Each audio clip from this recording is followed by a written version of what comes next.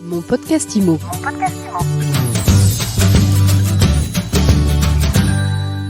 Bonjour et bienvenue dans ce nouvel épisode de mon podcast IMO. On s'intéresse au leasing immobilier aujourd'hui, une nouvelle solution de financement et on en parle avec Adrien Pelligri. Bonjour. Bonjour. Vous êtes le cofondateur d'Estia qui a remporté le prix de la PropTech la plus innovante dans le domaine de l'immobilier au dernier salon Rent. Alors d'abord, pour qu'on y voit clair, c'est quoi le leasing immobilier, Adrien ? Alors le leasing immobilier, c'est une nouvelle solution qui permet d'accéder à la propriété progressivement. Donc le concept, il est assez simple. Un client sélectionne un logement sur le marché, nous on l'achète à sa place, puis il va emménager dans ce logement et nous on va l'accompagner pour qu'il puisse en devenir propriétaire dans les meilleurs délais. Donc l'idée c'est que pendant la période d'occupation, le particulier peut se constituer progressivement un apport, il a le temps de régulariser ses niveaux de revenus, etc. pour qu'il puisse enfin obtenir son prêt dans les 3 ans. Alors, j'imagine qu'aujourd'hui, avec tous les recalés du crédit, il y a beaucoup de candidats au leasing. Comment vous les sélectionnez ? Exactement. En fait, nous, on est assez surpris par la diversité des profils qui sollicitent Estia. Il y a à la fois, effectivement, tous les jeunes actifs qui peuvent nous contacter parce qu'ils n'ont pas forcément l'apport à l'instant T pour contracter un prêt immobilier. Il y a également tous ceux qui sont indépendants, qui n'ont pas le bon statut, qui ne rentrent pas dans la caste du CDI pour pouvoir emprunter. On a également tous ceux qui ont différents prêts en cours, des prêts étudiants, des prêts consommation à rembourser. Et donc nous, justement, on va sélectionner ces profils-là pour en fait comprendre pourquoi ils ne peuvent pas emprunter à l'instant T et pourquoi ces mêmes profils en fait pourront emprunter dans 1 an, 2 ans ou 3 ans. Les gens qui viennent vous voir aujourd'hui, vous avez financé combien d'opérations et c'est quel profil ? Alors là, aujourd'hui, on a financé une dizaine d'opérations partout en France. Et justement, on a différents profils. On a à la fois des couples qui ont déjà en fait un prêt automobile, donc ce qui va plomber en fait leur capacité d'emprunt aujourd'hui. Mais en fait, dans 1 an, ce même prêt aura été soldé, donc ils pourront racheter le logement. On a également des jeunes actifs qui n'ont pas encore l'apport suffisant. On a d'autres personnes qui sont aussi indépendants, qui n'ont pas encore 3 années de bilan comptable. Et donc, ils ont besoin d'avoir cette régularité, cette ancienneté pour pouvoir emprunter auprès de leur banque. Donc justement, nous, on a un peu ces différents profils en clients à date. Vous avez une enveloppe de quel montant pour investir ? Donc là, actuellement, on avait une première enveloppe de 2 millions d'euros, ce qui nous a permis d'effectuer cette dizaine de transactions. Et là, nous sommes justement en cours de finalisation d'une deuxième levée de fonds qui va nous permettre de faire une centaine de transactions d'ici la fin d'année. Comment vous vous rémunérez ?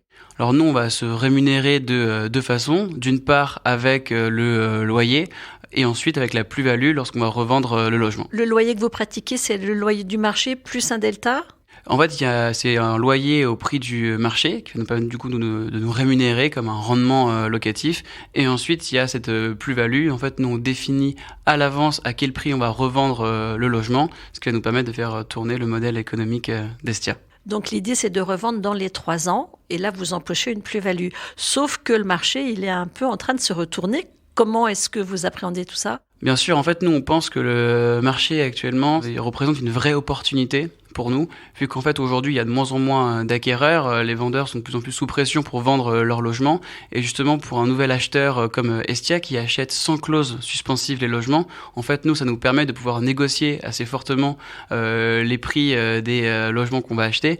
Et donc, justement, si nous, on négocie un logement à moins 10%, mais qu'on le revend à plus 10%, finalement, nous, la plus-value, elle est presque invisible pour l'acquéreur et notre client. Donc, finalement, votre plus-value, vous la faites à l'achat ? Exactement. En fait, c'est on arrive à acheter en dessous du prix du marché. Et donc, en fait, lorsqu'on revend le prix du bien, finalement, l'acquéreur ne voit pas vraiment la plus-value vu que nous, on arrive à négocier plus fortement le prix d'acquisition du bien.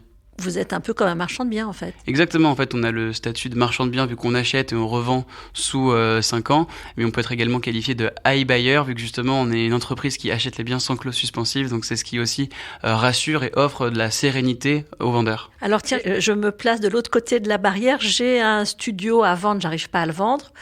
Je peux venir vous voir ?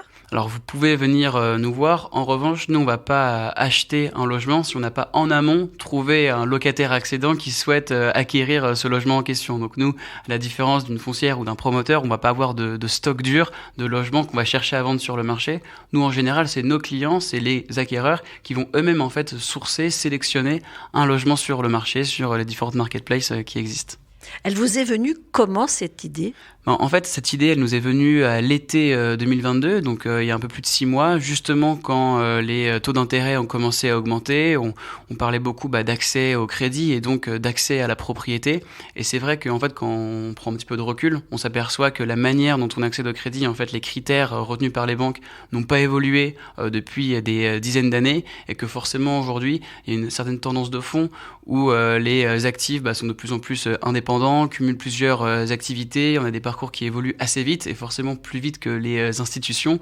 Et donc c'est ça qui nous a conforté dans l'idée de pouvoir créer une solution plus flexible, d'apporter de la souplesse dans un marché assez rigide, surtout lorsque les prix de l'immobilier sont au plus haut et que les taux d'intérêt commencent à augmenter. Forcément, le pouvoir d'achat diminue, et donc c'est là où on pense qu'une solution comme la nôtre peut faire beaucoup de sens et apporter beaucoup au marché immobilier. J'imagine que vous vous êtes inspiré aussi de pratiques à l'international, aux États-Unis notamment. Exactement, en fait, nous on a une double inspiration. Donc d'une part, effectivement, aux États-Unis, il y a eu plusieurs solutions similaires de leasing qui s'appellent Rent to Own et qui nous ont inspirés. Puis il y a également tout simplement le leasing automobile qui est déjà très présent en Europe, mais rien qu'en France, où il y a une voiture sur deux l'an dernier qui a été achetée en leasing. Donc en fait, c'est un petit peu un modèle similaire, mais l'idée c'est de l'appliquer finalement au monde de l'immobilier. Et en plus, nous, la différence, c'est que nous, nos clients, il y a une partie du loyer qui va être en fait redistribuée à nos clients pour les aider à se constituer un apport. Donc c'est un peu ce même concept de fraction acquisitive pour vraiment devenir propriétaire progressivement. Si on veut faire appel à vos services, comment on s'y prend ? Alors c'est très simple, vous pouvez vous rendre sur le site heyestia.com, où vous pouvez taper leasing immobilier sur Google, vous nous trouverez et vous pourrez du coup bénéficier de nos services. Ça, c'est si je suis acquéreur, candidat à l'acquisition. Exactement. Et puis même si vous êtes un partenaire, un agent, un courtier, un promoteur, nous on peut travailler avec vous. On a des synergies assez naturelles où nous on permet justement de transformer des acquéreurs aujourd'hui non solvables en futurs acquéreurs propriétaires. Donc c'est très simple. Ça veut dire que vous vous adressez aussi aux agents immobiliers. Exactement. En fait, nous l'idée c'est que les agents immobiliers ou même les courtiers qui ont en fait beaucoup de dossiers d'acquéreurs qu'ils aimeraient faire passer, aujourd'hui se retrouvent bloqués par les banques. Donc ça peut engendrer une certaine frustration pour le particulier et évidemment pour l'agent ou le courtier. Donc nous justement on leur permet de pouvoir transformer finalement ces acquéreurs en futurs propriétaires et donc d'apporter de la valeur à tous ces acteurs. Dernière question, Adrien Pelligri.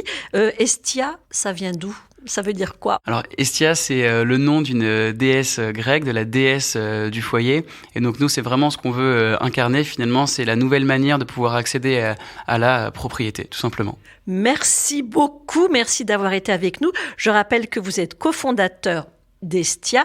Hestia, c'est la déesse grecque, vous l'avez dit. C'est aussi la déesse romaine qu'on connaît sous le nom de Vesta. Exactement. Qui est l'emblème des professionnels de l'immobilier. Exactement. Merci en tout cas d'avoir été là aujourd'hui et je vous dis à très vite pour un nouvel épisode de Mon Podcast Immo. Mon Podcast Immo. Mon Podcast Immo.